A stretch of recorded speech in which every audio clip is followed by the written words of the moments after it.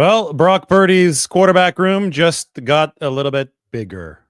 Tanner Mordecai, gone for just a few days, has been re-signed to the 49ers 90-man roster just in time for the preseason game against the Denver Broncos tomorrow night. So, yes, you can expect Mordecai to play. No, do not expect Brock Purdy to play. That's something that the 49ers have done throughout the course of Shanahan's tenure. QB1 does not play in the first preseason game.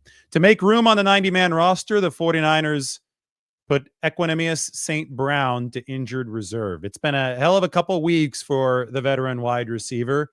Signed by the 49ers off of a tryout, released by the 49ers, re-signed by the 49ers after Andy Isabella got hurt and was released, and now Equanimeous St. Brown goes to injured reserve. So he got hurt at some point yesterday during the joint practice against the Denver Broncos. But Tanner Mordecai is back, so we could talk a little bit more about that, and we could talk about the quarterback plan for the game tomorrow against Denver. Mac Jones is going to start for the 49ers. I would assume that Mac will play the first half or about that long, unless the 49ers only want to give him a quarter. And if they want to give Carter Bradley and Tanner Mordecai more time, it's possible Mac is only in there at the start, and then the final three quarters are divided between Bradley and Mordecai. We'll see how Kyle Shanahan plays that. We do know that Clay Kubiak is going to be calling the plays. That happened last preseason. It's going to be happening for at least this preseason opener and probably into the final two games. Those will be against the Raiders on the road. And then Jim Harbaugh's Chargers, featuring Trey Lance, will be coming to Santa Clara for week 3 of the preseason. So there is a chance that we see Trey Lance maybe against Brock Purdy. Probably not. If the Chargers approach week 3 as a dress rehearsal and the 49ers do too, then it should be Herbert against Purdy, and then maybe we see Lance and Mac Jones later. I think that'd be poetic in its own right? We could see the game determined by Mac Jones against Trey Lance in the second half, and then maybe they'll move to the third string or the fourth string by the fourth quarter. So you get all these weird matchups in the preseason. I don't consider them weird. I consider them entertaining, and I'm going to do the best I can to entertain myself until September 7th. It's less than a month away when the 49ers begin their 2025 season against the Seattle Seahawks. Obviously, much work still on the table for the 49ers, but they got a good deal of that work done yesterday against the Broncos, who are still in town. They're walking through today as well, just like the 49ers, in preparation for the game tomorrow. This is the article up on the San Francisco Standard. Think that it's an accurate representation of what happened out there yesterday, at least on the side of the 49ers quarterbacks and their offense. How Brock Purdy's 49ers offense struggled and then surged against the Broncos' number 1 defense. So Denver was the best defense in the league last year. I think they've got a shot to be the best defense in the league again here in 2025. Over the first 20, 30 minutes of team drills yesterday, the Broncos looked like an elite defense. They looked awesome. The 49ers, Brock Purdy looked sped up at the start. And then it clicked for the 49ers. And it's something I've talked a lot about over the course of the past 24 hours, because I think that the way that he fought through adversity and Shanahan fought through adversity, they were able to stabilize the 49ers unit and then deliver 2 touchdown drives and 2 chances and move the ball. They only had 2 shots and they scored both times, and they moved the ball all the way down the field. I thought that showed some resilience that people should really be happy about if they're wanting the 49ers offense to be good this year. But it's only a small piece of the larger puzzle that needs to be filled in between now and September 7th. The 49ers still need to get healthier at receiver. They obviously lost Equanimeous St. Brown today. I don't know if they're going to be signing anybody to replace him, because remember, Jacob Cowing is scheduled to return next week. So maybe the 49ers feel that they're good enough with numbers there, but they're going to continue looking at the quarterback room now. And, when they waived Tanner Mordecai earlier this week, they figured that he wasn't going to get claimed by anybody else. They were right about that. So that left the door open to re-sign Tanner Mordecai. The reason they let him out of the building is because they badly needed roster room for other positions, because there were so many injuries, especially along the back half of this roster. Of course, I have this illustrated with my 90-man depth chart, so we can get this open on the screen for you. Anybody that is shaded in that pink color, that is an injury situation that the 49ers are dealing with. So you could tell that there's a lot of this across the roster for San Francisco, particularly right now on the defensive line. If I zoom in on that part, then you could see Michael Williams down, Elliott, Givens, Yetur Gross-Matos, Sam Okawanu, Evan Anderson. This is bugging me because I don't have the line under Yetur Gross-Matos. So I'm going to fix that right now. All right, looks a lot better. But the 49ers needed to sign players like Jalen Allen, like Bruce Hector, like Bradley Anae to fill in for the defensive linemen who are hurt so they would have enough bodies to safely get through some of these practices. They had to borrow roster spots from elsewhere since there is no injured reserve list. That is a freely moving list at this part of the season. If you put somebody on IR, they're stuck there at this point before the roster cut down. So they had to borrow spots from other position groups to fill out their roster. So, for example, they cut the backup kicker who's competing with Jake Moody. They cut Greg Joseph. That opened up a roster spot. They also cut Tanner Mordecai. That opened up a roster spot for the 49ers. But when they cut Mordecai, Kyle Shanahan said, we hope to get him back at some point.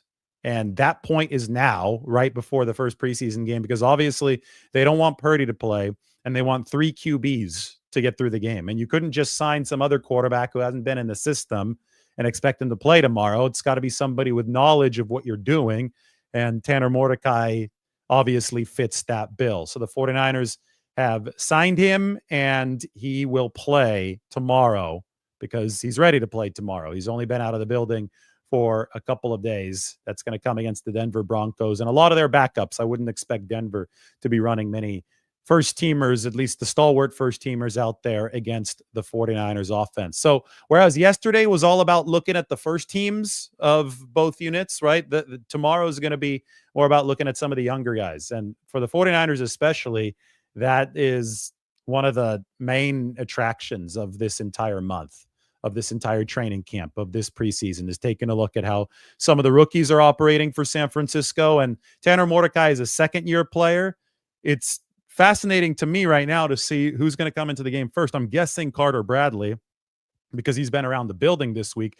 But then again, Mordecai has had way more runway. He was with the 49ers all last year while he was with a rookie, and then he was with them throughout the first 10, 11 days of camp before they cut him and brought in Carter Bradley. So you could argue that Tanner Mordecai is just more system ready and more game ready to play. So maybe he'll come in first tomorrow, but they obviously liked something a lot about Carter Bradley to sign him and then have Tanner Mordecai as the one that they exposed to waivers, even though he made it through, as opposed to the other way around. So we'll see where that pecking order lies. I would ultimately expect both of these guys to get a similar amount of reps tomorrow so that the 49ers can make a fair evaluation. Carter Bradley is taller. I think is a little bit more physical than Tanner Mordecai, may have a bigger arm. We saw just a bullet on a deep out yesterday from Bradley to Jordan Watkins, 17-17. They're both wearing the 17 right now. And Tanner Mordecai, before Bradley showed up, the 49ers were running with the 3 quarterbacks, obviously, with Brock Purdy, Mac Jones, and Mordecai. And there was a clear gap between Jones and Mordecai. There's no competition for quarterback number 2 this year. Purdy's 1, Jones is 2, end of story. Number 3, number 4, number 5, that stuff doesn't really become relevant on Sundays unless either Purdy or Mac Jones gets hurt. So Mordecai was clearly number 3, and the way that I viewed it was he was competing to be part of that 49ers 53-man roster because the cutoff is right here. It's this vertical line. Do they carry 3 QBs? I think so, because they would like to be insulated in case of disaster like the one that hit in the NFC Championship game against Philadelphia. But just because 1 and 2 are settled and you can't fight for a spot higher up on the roster doesn't mean that you don't have to fight for number 3. There are a lot of other quarterbacks waiting on the street right now looking for an opportunity to be a 3 in the NFL. A good example was Carter Bradley. And, Tanner Mordecai wasn't just going to be handed that number 3 job. So the 49ers wanted to look at Bradley, who obviously is Gus Bradley's son. He's on the 49ers staff. They signed him, and now they've re-signed Tanner Mordecai. So now both of these guys can battle it out for that number 3 spot. This is what I meant when I said to get through an NFL training camp, you need more than 100 players. But you can only fit 90 of them on a roster at any given time. So you're going to have transactions like releases, waves, and then re-signings happen when you have to play the roster Tetris. That's exactly what the 49ers did this week with Tanner Mordecai. Now, they also have a 5th quarterback in the building. And right now, the 49ers are straining themselves a little bit to carry all these quarterbacks. The 5th guy is the rookie, Curtis Rourke. But he is shaded in pink because he's coming off of a torn ACL. Rourke is currently on PUP, but physically unable to perform. PUP still counts against the 90-man roster. It's not like this separate list that doesn't take up a roster spot. So the 49ers are having to carve out 5 spots out of their 90-man roster for quarterbacks as we speak. Earlier this week, that was a little bit too much for Kyle Shanahan and his staff to stomach, so they cut Mordecai. Now they've brought him back, and they've got 5 out of the 90-man roster again. And you know what? I need to highlight Jordan James with an injury. This just gives you an idea of, oops, that is not what I wanted. I need to paint the whole cell. This looks better right there. This just gives you an idea of what the 49ers are dealing with from a numbers standpoint. There are a lot of guys they need to replace. Although I can take Kyle Juszczyk off. He was back at practice yesterday. So they're getting some guys back, but they're losing others. A big one to return here is going to be Jacob Cowing. They expect that to happen this week. They also expect to get Renardo Green, the cornerback with the hamstring injury, back this week. They also should be getting some defensive linemen back soon. Maybe Elliott, maybe Anderson, Okawanu at some point, Yetur Gross-Matos as well. There's a non-zero chance that everybody but Givens in this little cluster that I highlighted is going to be back very soon. If not this week, then within the next couple of weeks for San Francisco. And that's good news because they've been really thin at that defensive line position. Also wondering about Andre Dillard, who's been working out a lot on the side for the 49ers. They'd like to heat up that swing tackle competition. So there's a lot to pay attention to. Jordan James, by the way, broke his finger.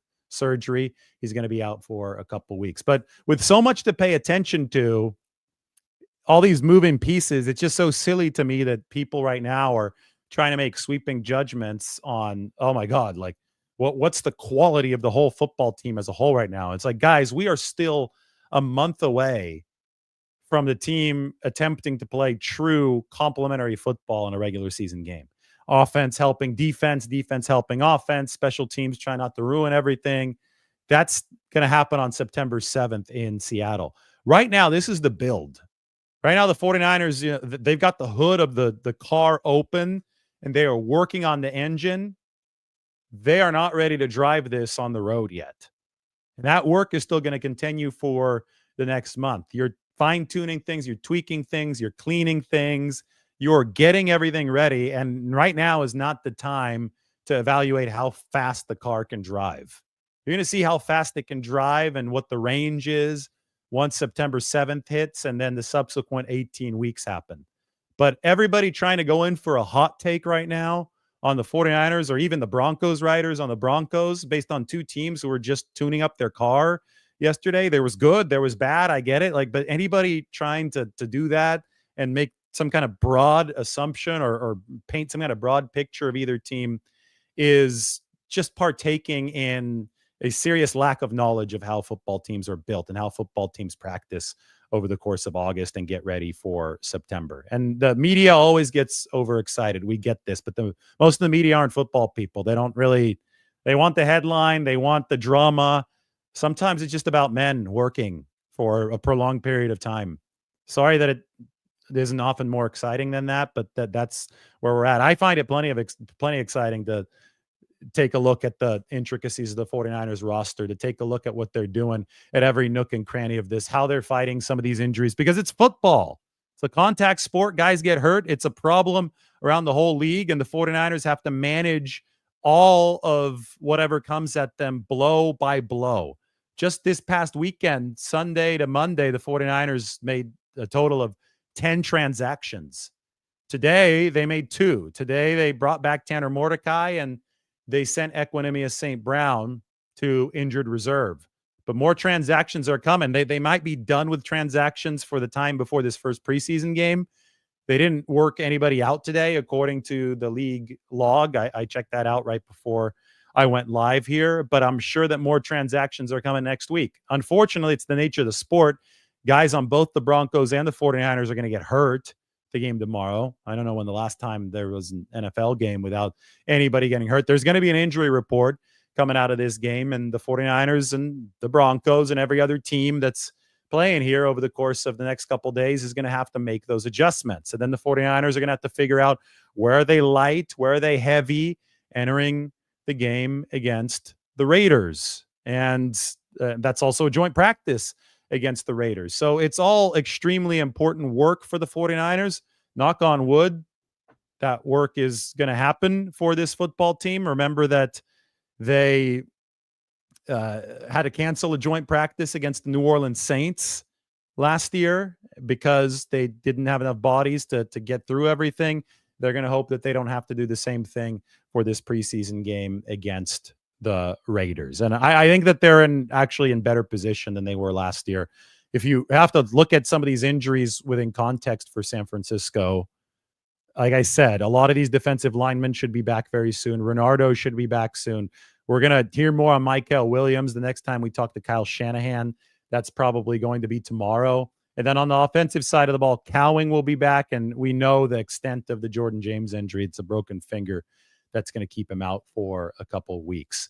Even with guys out, if they have enough on this roster to run a practice, then they can theoretically benefit from that practice because you're giving players here on the right side of this depth chart who aren't projected to make the 53-man roster. You are giving them opportunities to work within the system. So along the defensive line, we're going to get to see Jalen Allen, Bruce Hector, Bradley Anayi. We'll see them as long as guys up here don't start taking those reps again before they return from their injuries. At the linebacker position, you're going to see guys like Stone Blanton taking reps. Defensive backfield is actually getting healthier and healthier. Deommodore Lenoir is back. Renardo Green will be back next week. What will that mean for somebody like Jacob Robinson, Derek Canteen? Oop, I got to take Eli Apple off of this roster. He's no longer on it. I think I might be one name off for the 49ers. I know they brought back Equanimeous St. Brown. Mike, who did they sign? Oh, they signed a defensive tackle when they, Michael Dwumfor. That's who I don't have on here. See, this is why we execute this exercise. In real time, you get to see me add a 49ers defensive tackle. There's Michael Dwumfor. They added him before the joint practice yesterday. Eli Apple, no longer with San Francisco. See, I told you guys a couple weeks ago that was just a camp body. Fabian Moreau is the older cornerback that's now essentially replaced Eli Apple. Fabian is 32 years old. But Mordecai is back, and we'll figure out if he's quarterback 3 or quarterback 4. For now, I'll list him as quarterback 4 since they are willing to waive him. But I'm sure that he's going to be battling Carter Bradley for what should be one of the 49ers' final roster spots. I fully expect them to take 3 quarterbacks on the 53-man. Purdy and Jones are locked in at 1 and 2, barring injuries there. Who's going to be that number 3, the emergency third, really, for San Francisco? Is it going to be Mordecai? Is it going to be Carter Bradley, who made a few nice throws yesterday in the joint practice against the Denver Broncos? Time for, how about a little bit of a Q&A? I think this is a good time. Yes, St. Brown did get hurt. We're not sure how right now, but he got hurt at some point in the joint practice. Sometimes some stuff shows up after. We don't talk to Kyle Shanahan today. We won't be in the facility today. Today's a walkthrough for the 49ers. So Equanimeous St. Brown is headed to injured reserve. Oh, that actually opens up a roster spot, but the problem is that Equanimeous can't play anymore for the 49ers this year unless they expose him to waivers, which they can. They could jettison him with an injury designation, and then Everybody else would have a chance to scoop him up. And if nobody is interested, then the 49ers can re-sign him. But that has to happen for somebody to actually be able to play for your team in the season that they're put on injured reserve before the roster cut down. But as we said when they signed St. Brown, somebody has 1 catch in 2 years. They just needed bodies for training camp. So it was never a serious situation of, oh my God, this guy's going to come in and be a big-time receiver for the 49ers. You're kidding yourself if you thought that when they signed him. But this is just how camp works. This is how you have to manage tough injury situations over the course of August. That's why we call these the dog days. As far as quarterback goes, well, that's a different position, different situation.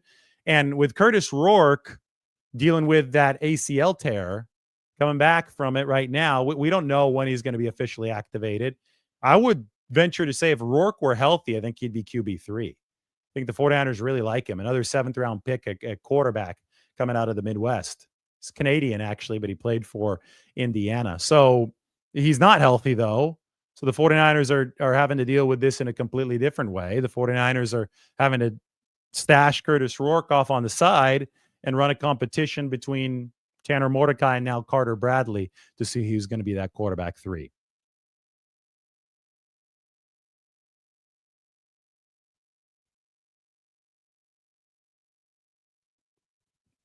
Who gets the start tomorrow? Well, Purdy sits. You're right about that.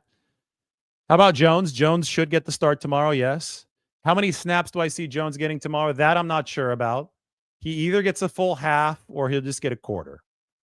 It's going to be one of the two. If he gets a quarter, then you're going to divide the rest of the game, quarters 2, 3, and 4, amongst Carter Bradley and Tanner Mordecai. If he gets a half, then you're going to give a quarter each to Bradley and Mordecai, probably in that order, but maybe not. Maybe Mordecai first. Well, it'll be interesting. They've never run a maneuver like this where they release the quarterback or waive the quarterback for a couple days and then bring him back. But Mordecai does have more experience in the system than Carter Bradley.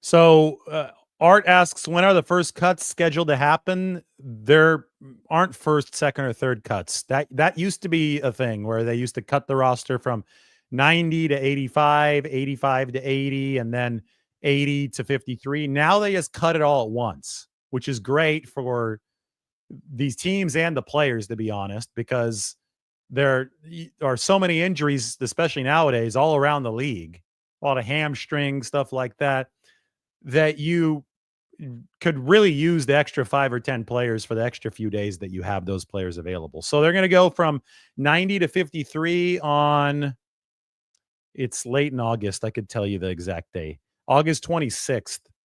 So we are 2.5 weeks from cut down day right now. As you can tell, still a long way to go.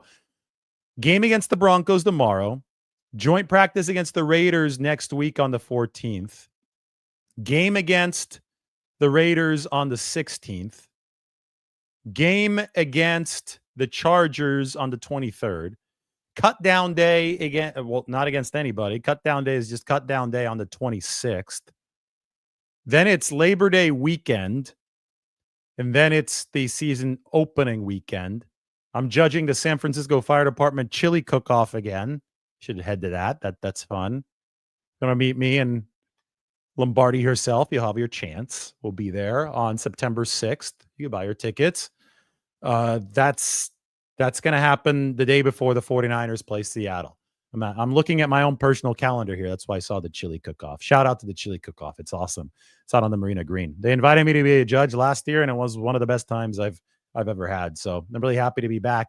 You know who else is going to be out there? Who is? I invited him. They said, "Hey, you know, we need another judge. What do you think?" And I said, Chuck's Flavor Train. Look him up on Instagram. Chuck's Flavor Train. Big Niners guy, and some of the best food content that you will see on the entire internet. The guy's blowing up. He's turned into a celebrity, and he's going to be my co-judge at the chili cook-off. So that's the day before the 49ers play Seattle.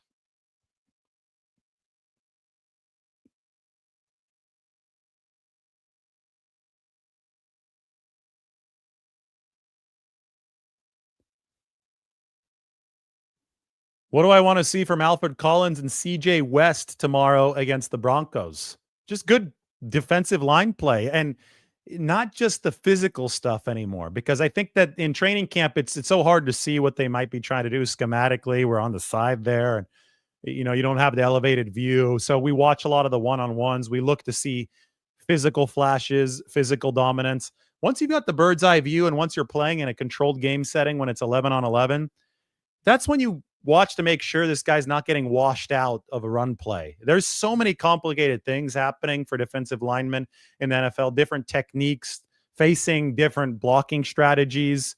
Offenses are trying to put you in a blender.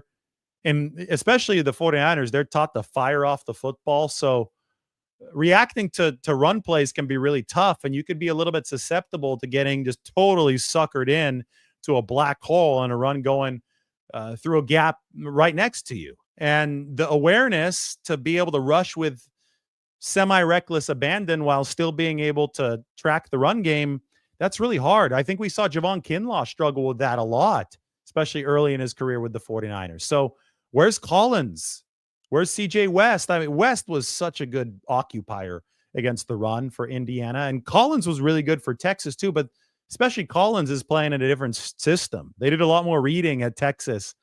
You're firing for the 49ers. So it's I think oftentimes easier to play the run when you're doing more reading than firing. The 49ers err toward the side of pass rushing. They try to give their pass rush as much of an advantage as possible. But as we know, the biggest issue with this defense to fix is the run defense. And I would love to see how these players start to fare in the 49er system. I've got to turn on the fan, guys. Give me a second.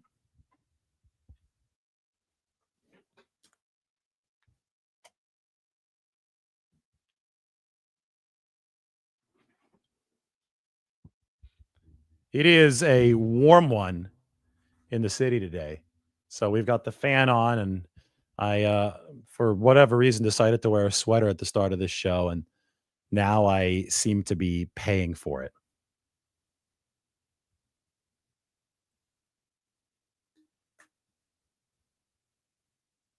Ryan says Collins looks like he's getting it. He was behind from being absent earlier. Yeah, and that wasn't his fault. He was hurt over the course of spring. So even though the contract wasn't signed yet, which wasn't his fault either, that was a second round pick issue. But even though he was hurt earlier in spring, it was something that was generally unavoidable. And, Robert Saleh said it best. Sometimes guys are hurt, but they could still run through some drills on their own. They just can't participate in team activities. Alfred Collins was hurt. Like the calf was hurt. He couldn't get down in the stance and do D-line drills. And that's what he's needed to do most, to knock off that rust, to get used to playing at the NFL level, to really physically work himself into NFL habits. And I think he's now had a couple weeks to do that. And I think that the fruits of that labor are starting to pay off for Alfred Collins. Is it 108 degrees? Because it's 108 degrees in Vegas. No, but who wants to? Should we do a little meetup in Vegas? I think that could be fun. We're going to be at the Fountain Blue in Las Vegas. How does that sound?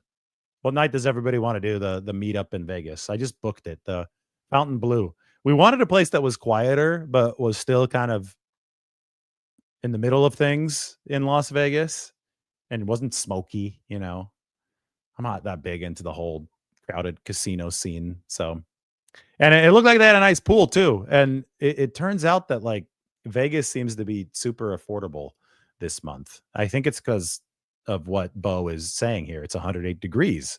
And people tend to gravitate away from places that are 108 degrees. So, but also people like to gravitate toward places that are nice hotels. Bo, if you want to do a meetup in Vegas, he says he's in. He says he's in. Well, we'll discuss. Tune into a future show here. We'll see what day works best for us. Maybe Friday, to be honest, because Wednesday we'll be flying in. Thursday is going to be a practice. Friday is going to be a day off. Maybe Friday could be a good day to do that. It's 102 in Shreveport. Well, when I say it's warm in San Francisco, you guys are going to absolutely hate me. Like, you are going to despise me. You guys want to see this?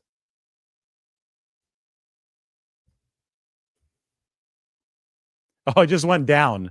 It just went down for good measure. 73 degrees, and I'm complaining about it. Yeah, I'm a jerk. I shouldn't have done that. Yeah. I mean, it's the thing is they don't have air conditioning here in most of the places, so it could get a little toastier, but you turn on the fan and you're good. Yeah, I know all about the humidity in the South. 41% humidity, 103 degrees, however hot it is out there in Shreveport. Didn't the Giants used to have a AA team in Shreveport? 110 in Phoenix, 104 in Fresno, Florida heat index over 100. It's 73 in San Francisco. You know, a lot of people will talk down on San Francisco, but it is 103 and humid in some places of the country, and it's 73 and dry here without a cloud in the sky, and it's August 8th. And I ate one of the best sandwiches I've ever had. I discovered a new place today. I'm going to have to share this in a little bit. I was in the Portola neighborhood. It's like San Francisco's Garden District. It was awesome. I saw a lot of 49ers gear out there, by the way.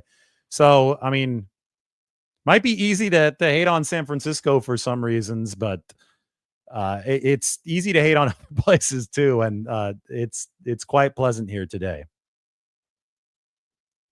It was 119 yesterday in Phoenix. This is just getting more and more absurd as I look through this. Everybody's reporting the weather now. That's why I have a sweater on, by the way. It moved from 74 to 73, so that's why I put the sweater on. Fountain Blue has the best day spa in Vegas. All right. Cool. Chances that Tariq Owens makes the roster. It just depends on I don't think the chances are good. Let me put it that way. But there is so much upheaval right now in the receiver room. I think they're about to get healthier with Jacob Cowing coming back. We're waiting for resolution on the Juwan Jennings front, obviously. Brandon Ayuk, you can count him out for all of training camp. He's not going to be back, I think. I would predict like week 6 at the soonest, because if he's on PUP to begin the season, he has to miss at least the first 4 games. And then they play a Thursday night game against the Rams, so there's not going to be practice that week. It's a short week, so I don't think he's going to play week 5, if that's the case.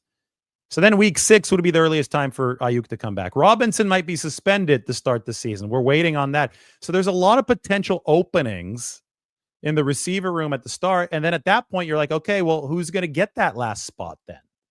Is Junior Bergen going to make the team? He's been making plays, Junior has. Russell Gage, he's in. I think he's proven himself.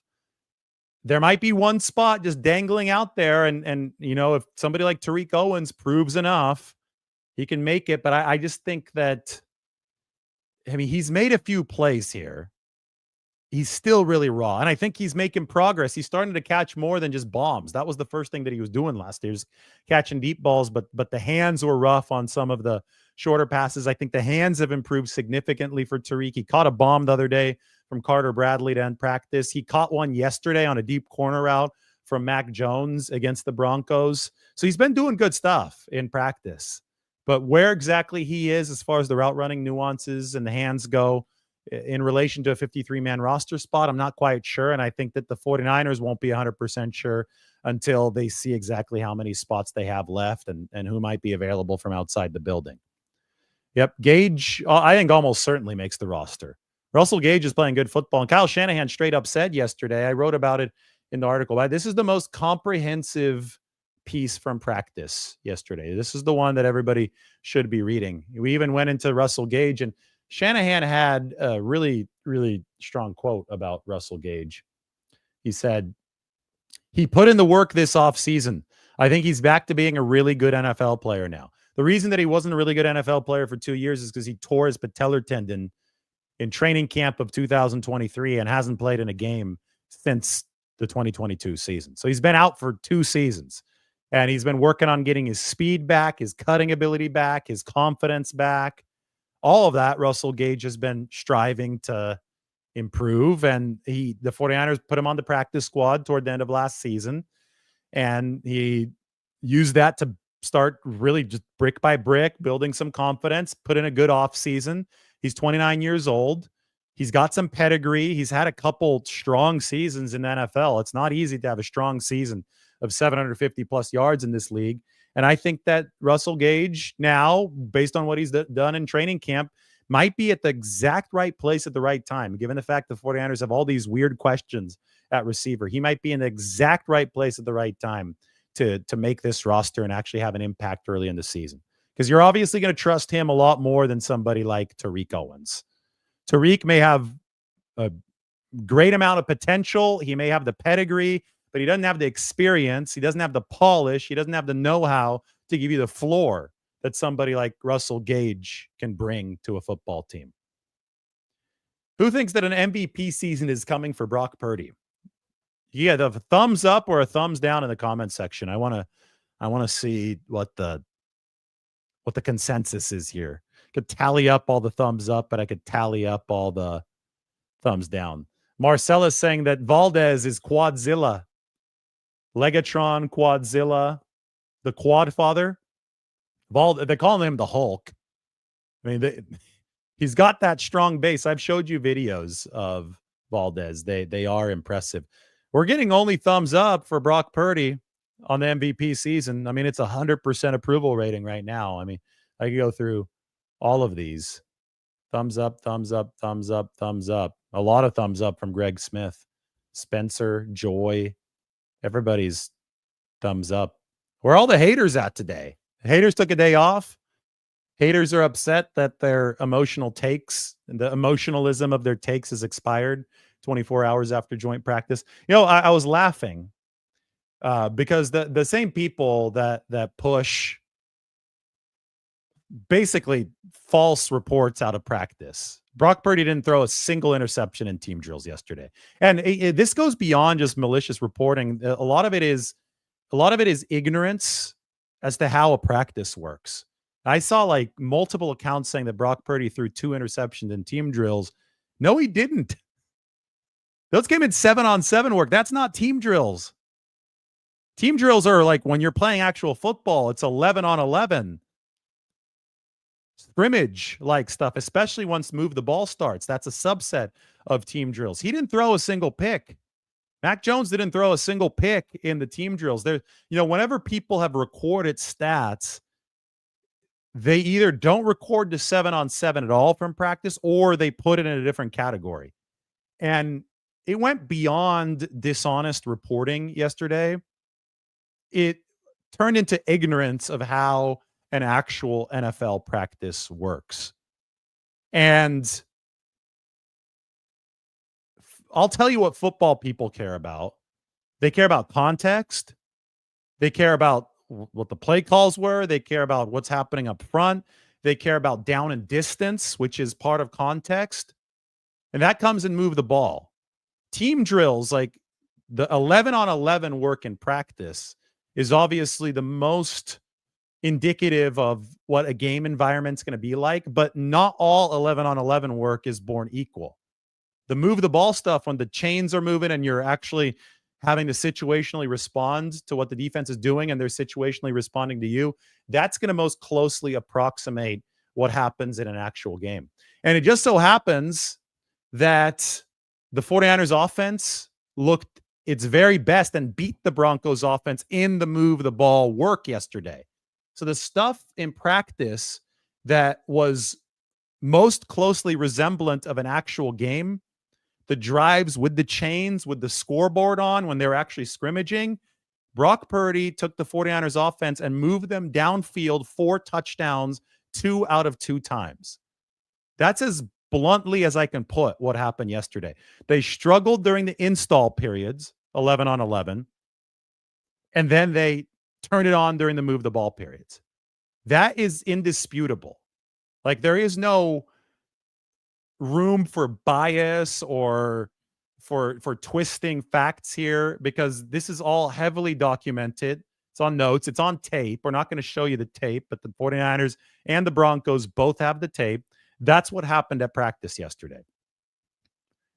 Social media, because people are clowns and they want clicks and they want to form a narrative and they want to seem cool, and they don't have enough viewers, they don't have enough followers, and their subscribers are bought and paid for and fake. People on social media want to manufacture narratives that aren't true. The bad news for them is that at the end of the day, those narratives don't hold up.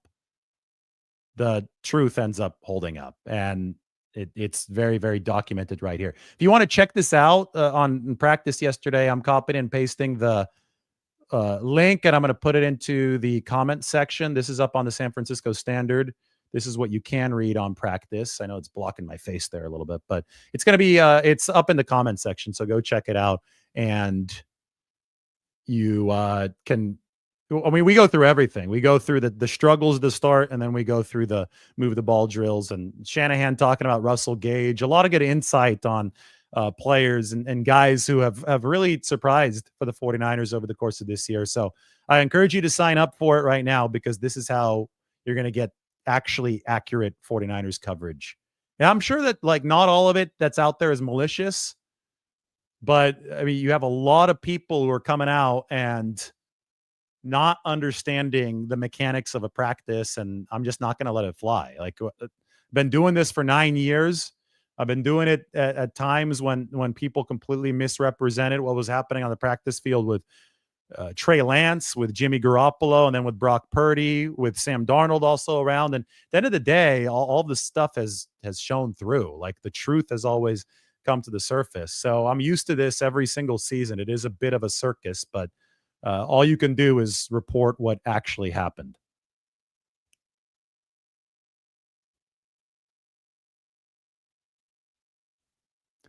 Too many negative influencers, but does it really get clicks? Here's the closing argument. Go look at our instant reaction from yesterday. Over 50,000 people have watched it. Nobody else came close to that with their reaction. Mike added it up. Our reactions to 49ers practice, you could go let the other shows know. Our reactions to 49ers practice have averaged 35 to 40,000 views per reaction. Nobody else is coming close to 20,000 views per reaction. They're probably in the ballpark of 10 to 15. So there is like I think an outside stereotype that the negativity and the look at me gets clicks, but what ends up getting clicks is accuracy. You don't have to be sensational. Like, you build trust with people because you actually report things the way that they happened, and people can sniff out the BS, and the numbers don't lie. So over 50,000 of you have watched yesterday's, and we're proud of that because we actually told it the way that it was. And also, this article has been blowing up. You guys should check this out. This is, I always think that, I go by the helmet and I do the instant reaction and I sit there and I'm talking about everything that happened in practice. But I started when I covered the 49ers. I know I love talking. I love play-by-play. I love doing all that. But when I first started covering the Niners, it was written work.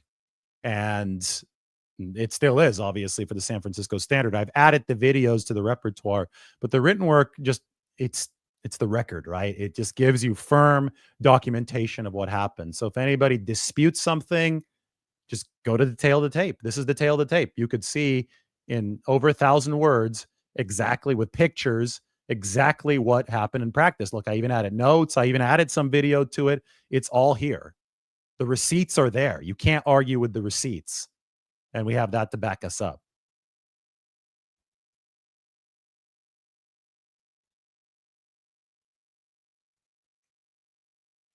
Dennis asks, why did they release Nair? Because he wasn't showing any consistency. He could run like the wind. He's a great athlete. He's 6'4". He's 220. He made that great catch on day 2, but then we hardly heard from him again. So I'm tracking 49ers practice, and it's like, where's Isaiah Nair? He disappeared. They probably didn't think that his hands consistently were up to par, but more than the hands, it's the route running. It's being in the right place at the right time. There are 1,000 little things in that receiver room that go beyond just the 40 time and the 6'4" height. And you have to develop trust with your quarterback and with your play caller to be able to make it at this level, because everybody's a good athlete at the NFL level. There are no like bad athletes at the NFL level. There are athletes that are better than others, but this is the show. These are the big leagues. So if they felt that Isaiah Nair wasn't going to make the cut based on the details of his game, open the spot up for somebody else. You need bodies on this team at multiple different positions, and you have a finite amount of roster spots. So that's why they made the move that they did. It's not all about falling in love with the height, weight, and speed measurements.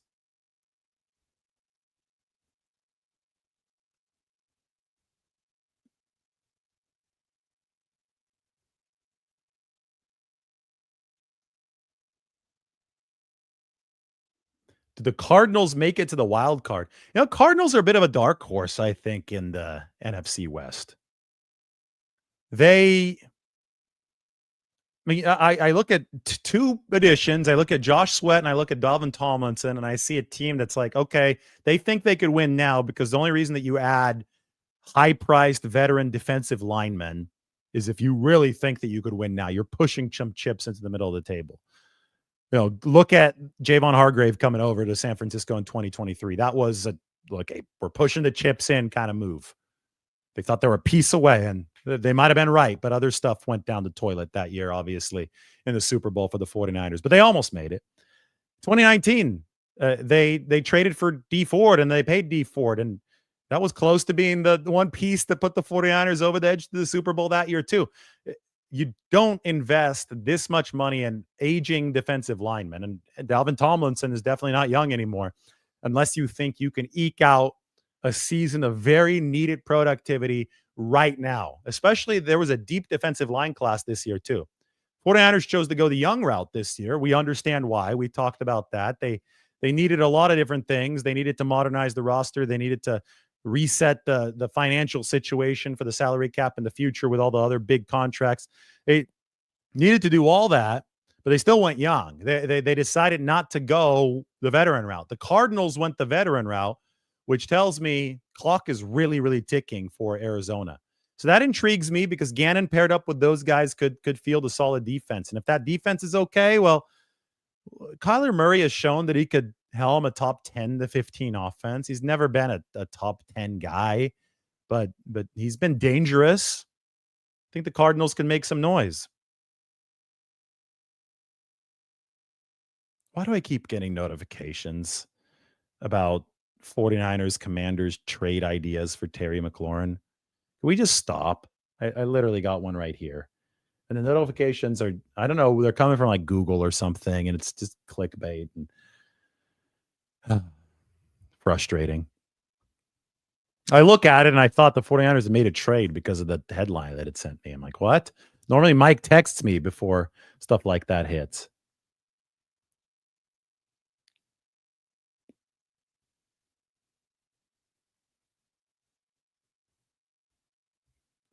Will CJ be a game one starter? Good question. Next month is going to determine stuff like that for CJ West. DJ Jones said that 49ers may have something when it comes to replacing him and CJ West. There was a good quote from DJ Jones. He said something to the likes of, they've been trying to replace me for quite some time here, and I think they may be onto something with CJ West. All right, article's up on the screen. Go check it out. That is up on the San Francisco Standard. How Brock Purdy's 49ers offense struggled and then surged versus the Broncos' number one defense. I'll put it up, pin it at the top here as soon as I wrap up. Otherwise, maybe you'll hear from me a little bit later on this beautiful Friday. Stay cool wherever you are, because I know it's hot somewhere. Other spots of the country, it's 73 here. Still a little too hot for my sweater, though. Thanks for watching. Hit the notification bell. That's your homework. We'll talk to you soon.